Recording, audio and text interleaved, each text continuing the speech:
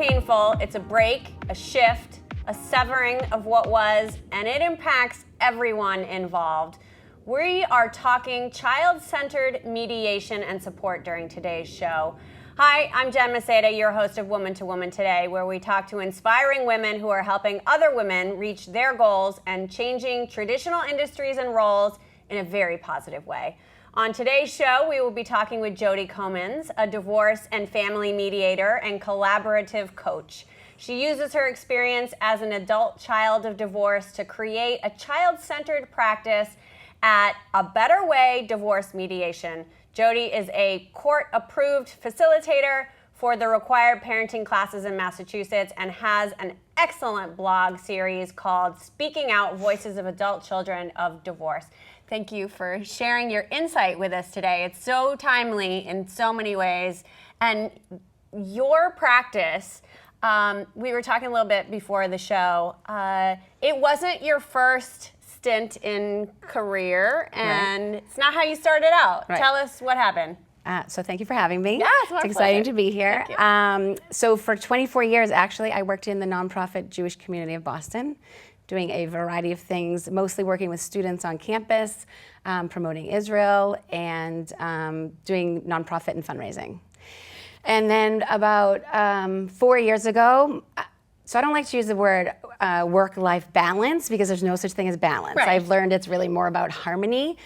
So my life became unharmonious because well, my husband got a job in Boston, so he was commuting by the train, and one daughter went to school in Waltham, one was in Framingham, and I had a part-time job in Newton, and all of a sudden I couldn't manage everything I wanted to do. There were too many balls in the air, and they were falling on the ground, and I was trying to pick them all up. So I left my job. We decided that I could do that for a little while, and thought about what would be the next step. So I'm a social worker by training, and I thought actually about being an event planner because I had done that, and I went to an event, actually at the Dream Factory, and someone told me, if you don't have both feet in, you're not going to be successful. You won't be happy. And I went home and I said to my husband, I don't think this event planning thing is for me. I had one client, I had some collateral, and I helped her. Yeah. But I decided to take a divorce mediation course. I had done a class similar in grad school. And I took the course with all other mental health professionals, and we learned about the law and the finances and how to unpack assets and how to negotiate and how to be a mediator. And I then went on to take other courses, but basically I put up a shingle, got a client, and that was almost 3 years ago. Wow, congratulations. Thank you. So you are a child of divorce. You're an adult who, as growing up, when did that occur in your childhood? Right, I was 3, okay. 3.5, my brother was 5.5, and my sister was 1.5. It actually was 46 years ago this month, maybe even today. I don't know what my parents' anniversary was because I was too young when they got divorced. So it was just a part of my life. It wasn't, I didn't know anything different. I had my mom, I had my dad, and they were good friends for a long time.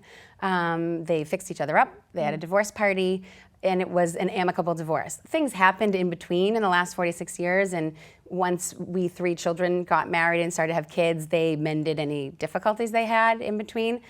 But I tell my clients, on the first time that I meet them, and I tell people in the class that I teach, you have a choice to make now during this process about how you want it to be for your kids if you have kids.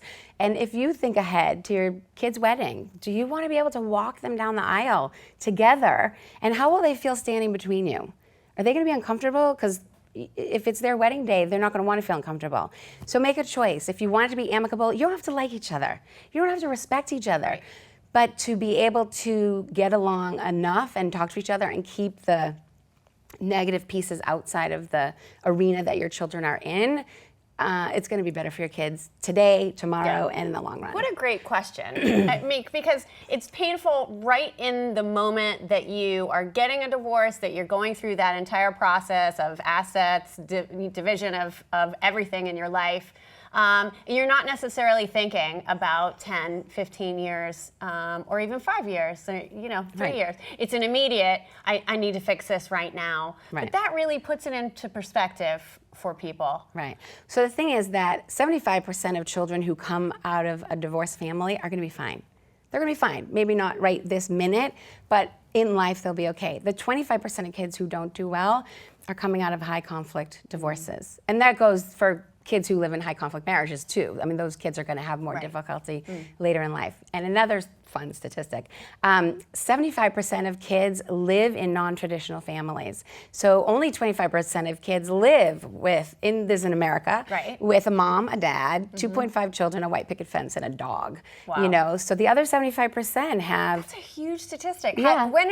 That sounds like that's a pretty recent statistic, within the last 10 years, or Probably has it just slowly, think about it. Some people are raised by a grandmother. Right. There's death, you lose a parent. You have a single parent, you Right. have two moms, you have two dads, you have blended families, you have second marriages, you have third marriages. Right. So different now than when I was growing up, for sure. Yeah. When I was growing up, we were really one of the only families that had divorced parents. And, you know, other men were wary of my mom, or the women were wary of my mom. She was cute, she's still cute, she's little and blonde, and was she going to come in and steal their husband? Right. Or the men were wary, is my wife going to want to go get a divorce because they did? Yes. Is it like a disease that I'm going to catch? And it's gonna, and people still feel that way. Yes. There is still a lot of shame and embarrassment around divorce for grown-ups and for kids. Right. But you said something really key.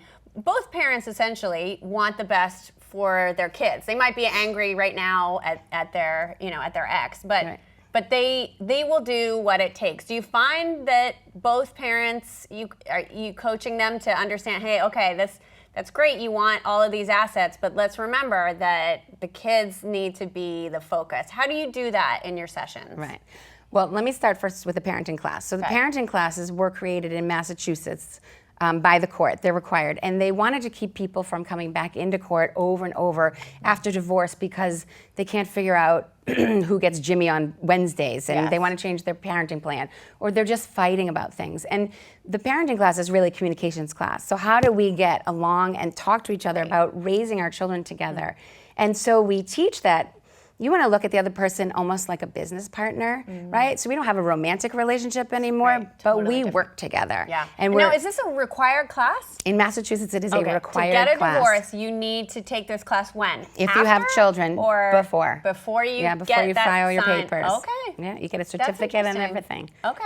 So the idea is that, so if you're my business partner and our product is our child and we want to raise a great child, we need to know how to communicate. Sure. So just like at work, if we were working together and I noticed that you finished the coffee, would I come running into your office yelling, Jen, I can't believe you finished the coffee? Right. Or would I use a more respectful way of talking to you? So we teach them tips and tools on how to communicate, and particularly with somebody that you have trouble getting along with, or somebody who sends you into fight or flight every time you're together. Right. So then I use those same tips and tools Too bad they in didn't my take practice. those before before they got into their relationship. I mean, you need a license for everything. You need a license to be a manicurist, a garage mechanic, you should get a license to get married. You do, but there's all you need is a birth certificate. Right. Yeah. So the Catholic Church does do a course right. And I think, I've thought about this a lot. Wouldn't it be great if other people did this course? Oh, yes. And I would say that, I don't have any statistics on this, but I think that when you have kids, you put your relationship on the back burner because you are taking care of your baby. And as a woman, you're nursing and you're getting affection and touch and everything from your baby. And maybe you push your husband away a little bit. And if you don't spend the time on your relationship as a couple in between each baby, you're going to lose. You're going to lose that loving feeling. You are, because you're all focused on your kids, and maybe it takes you 5, 7, 10 years, 20 years to figure it out. Yeah. So I think, I've thought about this a lot, but I think having a class when you are pregnant, and it's not just a birthing class, but it's how do you also keep your relationship so that after you have kids, you're still dating, and still working on yourselves. Yeah. So what are some of the issues that specifically women bring to you through the negotiation process? Because although it sounds like, I just read a McKinsey study the other day, it sounds like we're negotiating more in the workplace, but not effectively, because we're still not being equitably paid at this point. So So there's a couple of things. So women often are not the financial person in the house, and so they feel that they don't have the information that they need to be able to understand what their assets are to then be able to decide how they want to divide them. It's funny though, because in my house, I actually run all the finances and my husband has no idea about any of it. And so I try to equal the playing field for those women by letting them know they're not dumb. They just like we each take on. They were doing other things. They were doing other things. And we each take on the roles usually that we're good at. And it doesn't mean they're not good at it. Maybe their husband was better at it. Right. The other thing I'll tell you, a secret about negotiation, is that when two people are fighting, they're holding onto a position, right? Like I really want this couch. This is my couch. And you say, no, I really want that couch. That's our position. When you start to negotiate, the mediator's job is to unpack what your interest is. Why is the couch so important to you, Jen? Why do you want that? What do you love about that couch? And you might say, you know, I love to watch football on that couch with the kids, and that's where I sit every Sunday. And if I don't have that couch, you know, I'm gonna really miss the kids when I watch football. And I might say, well, it's where I don't even know. It's like where I like to watch TV also with the kids. Whatever it is. Yes, it's our interest. And if I hear your interest and you hear my interest, then maybe we understand each other a little bit better. And I might say, you know what? It's more important to you that you have the couch to watch football with the kids. Right. I'm going to let you have the couch, but I want the yellow pillow, whatever. Right. So you give and take and balance. But that's true for all negotiation. Sure. Not just divorce, but anything. It's like, why? Why is this important to you? So you can go back and forth a lot on the position, and that's where we get stuck. I need to have the couch. No, I need to have the couch. Yeah. You got to get deeper. Yeah. Okay. Well, when we come back, we are going to be talking about communication, because that is a huge. And then you've got a couple of tips that you're going to share with us, and we're really excited to hear about that. So come right back. We'll see you soon. And we're back with Jody Comins, divorce mediator and entrepreneur. So Jody, before we left for break, we were talking about the very different relationship now that partners have. It's not a love relationship anymore. The love has sailed. It's now a business relationship. So how do you coach partners through becoming something completely different? Right.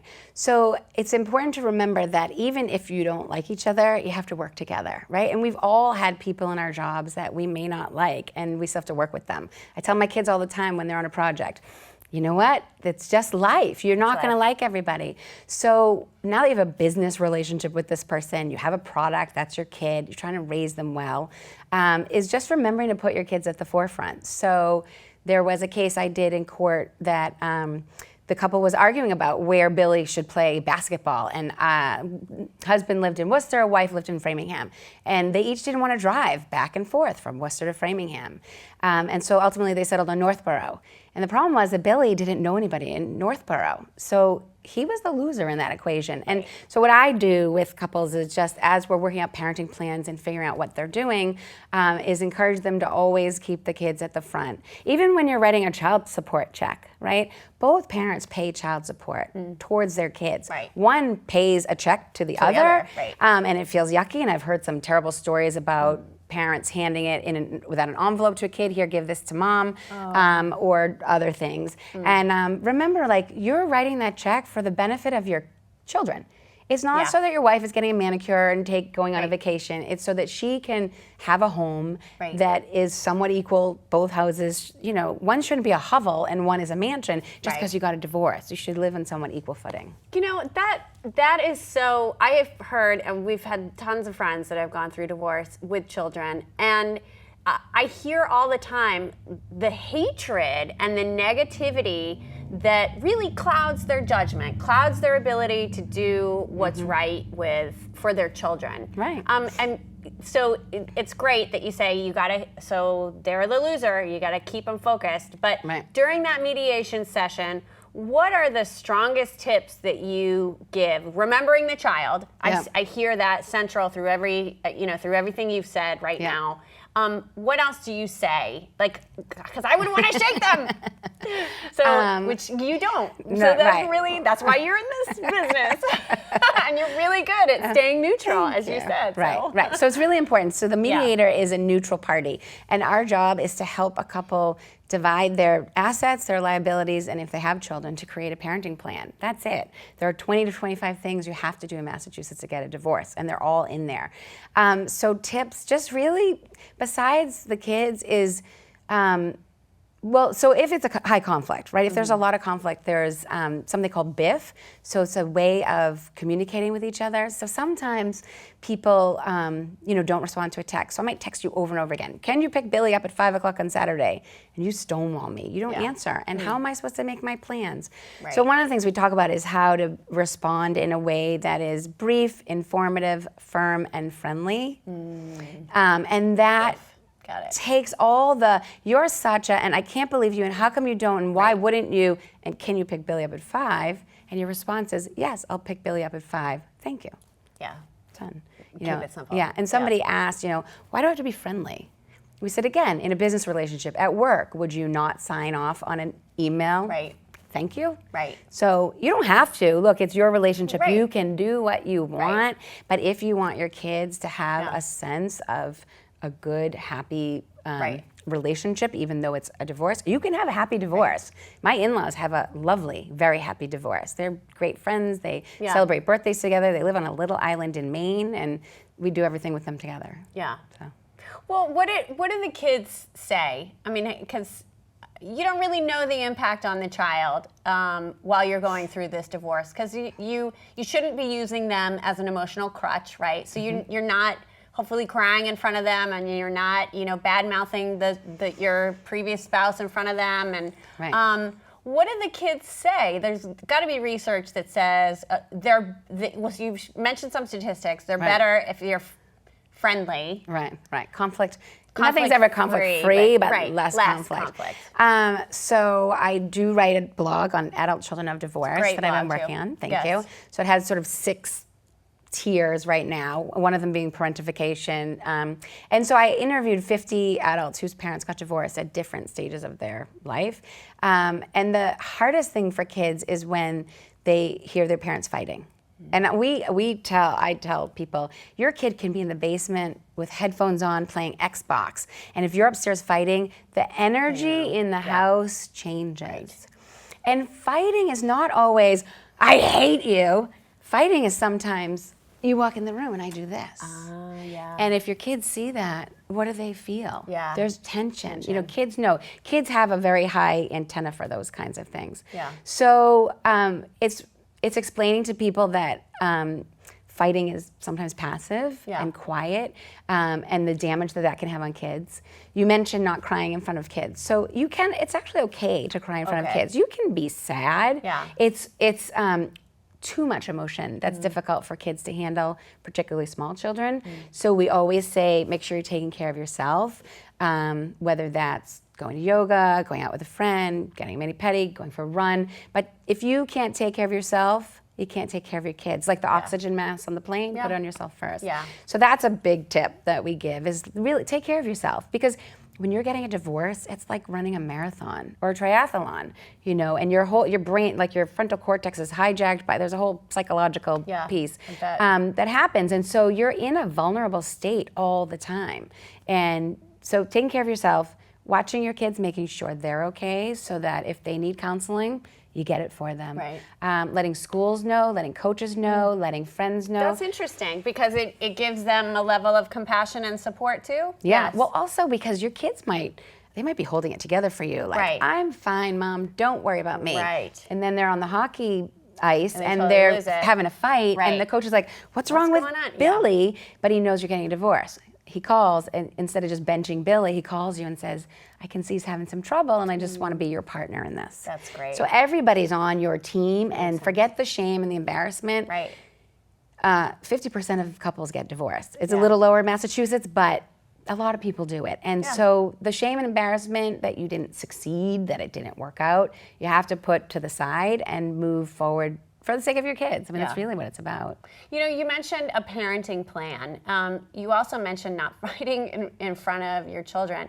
That is obviously very critical for families that are going through a divorce. But it's really critical for families that are not going through a divorce too. I mean, this parenting plan and, not getting angry in front of your kids and not, like keeping it separate from what you're doing in support of your children. Right. Can you start doing some training on that? But I think, okay, so by the way, I've heard from so many people that they were blindsided by their parents' divorce because their parents never argued in front of them. So I don't think you shouldn't argue in front of your kids, because if you can argue and show your kids that you love each other and you resolved your argument, because conflict is not always negative. No. Conflict leads to resolution. Yes. And if you're able to argue and each share your side, and why is it important that you do whatever, like that you have roast beef for dinner, whatever you're fighting about, and then your kids see you resolve it, they see that's okay. Because people who parents got divorced and they never saw them fight were like, and they come into relationships, and if they have a fight, they don't know how to fight. Right. And they think, okay, well, if we're fighting, we must, we need to get a divorce. Everybody fights. Yes. There's a difference between disagreeing and fighting. Yeah, that's what we tell the kids. Yeah. That's what we tell them. Well, hopefully we're doing everything. And it's okay. I mean, we all disagree. We have our own thoughts and feelings about what we want. And the parenting plan is what used to be called custody, right? Okay. So it used to be called visitation. Yeah. So you had visiting. We don't visit with our parents, right? If your parents are divorced, you have two homes, whether you spend 50-50, 40-60, 30-70. Yeah. So the parenting plan is, when do you go to which house? How much time are you spending in each place? And depending on how old the kids are, you may want to revisit that parenting plan over time, because, as kids get to be teenagers, I know your kids are younger. I have teenagers. They don't want to be with you anyway, whether you're married or divorced. And I'm happily married, but my kids are still, they get home, they lock themselves in their room. That's what teenagers do. Yeah. You also mentioned support, and women in particular needing to surround themselves by positivity. And you are part of this really phenomenal group of women called the Polka Dots. Yeah.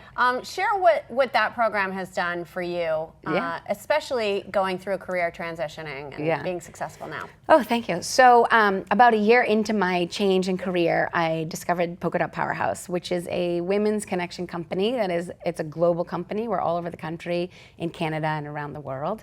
And so last summer, 2016, I met somebody who had started a chapter here in Massachusetts, and I joined her chapter and then decided to start a chapter here in Framingham. So we are the Metro West chapter. We launched in February. We're now the second biggest chapter in the country with 108 members. That's awesome. Thank you. Many of us just came back from Denver. We had a big celebration there, and we were recognized for achieving great things here. And the piece about empowering is that we are women supporting other women. So if you identify as a woman, you are welcome to be in our group. If you are an entrepreneur, stay-at-home mom, retiree, have a job, whatever you do, it doesn't matter. And it's not just about business. It is not just about business. It started as a business connection group, and it has shifted. In our chapter, I think I'm proud because we've done a really good job of making people from all walks of life feel welcome. Our youngest member is 23 years old. She just graduated college, and our oldest is in her 70s. That's great. Yeah. Yeah. We need more of that. We do need more of that. Yes. Yeah. Well, thank you for what you do. Thank you for sharing divorce mediation, but also just mediation and negotiations within relationships, because I think there are many, many tips that we can all take into our lives, whether we're going through that or not. So my pleasure. Thank you. It's a pleasure to have you, Jody. Thank you. So we are grateful for this conversation, and we hope that you've learned a lot. Please remember to follow, like, and subscribe to Woman2Woman Today on Twitter, Instagram, Facebook, and YouTube, so you don't miss a show. Thanks to the entire team at Access Framingham, especially Shavarsh Morrissey and Francesca Cerruti Harris. Thanks also to Jess Friswell, our assistant producer. I'm Jen Maseda, your host of Woman2Woman Today. Thanks for watching, everyone. See you next time, where we hope to inspire you.